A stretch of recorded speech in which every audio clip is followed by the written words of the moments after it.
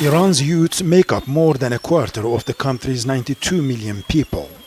But today, university students in Tehran say they are caught between fear and resilience, especially after the 12-day war in June with Israel and the United States and the activation of the so-called Snapback mechanism to reimpose international sanctions. Al Jazeera sat down with 4 university students in a Tehran cafe.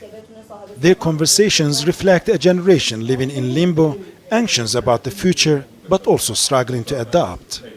People are worried that sanctions will return. What we saw in exchange rates and gold prices was worse than during the war. I think part of it is psychological, but the risk of war, that's far more alarming than the sanctions themselves.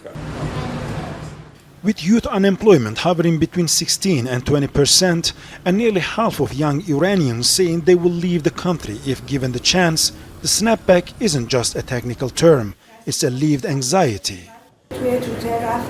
I saw people's reactions on Twitter: fear, panic. Some of us worry that embassies will shut us out, that visas for studying abroad will be harder to get.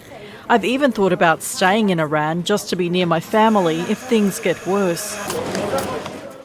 But the anxiety is not only economic or academic, it is psychological.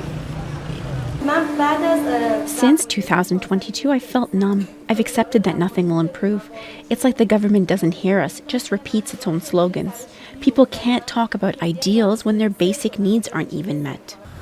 Many young Iranians say unpredictability is their greatest fear. For some, it takes the shape of sleepless nights, worrying about sudden war. For others, it means daily choices, whether to study, to work, or to leave, no longer feel like real choices at all. For me, the fear feels more like anger. On the first day of the war, I couldn't even talk to anyone. It was like history unfolding in front of us.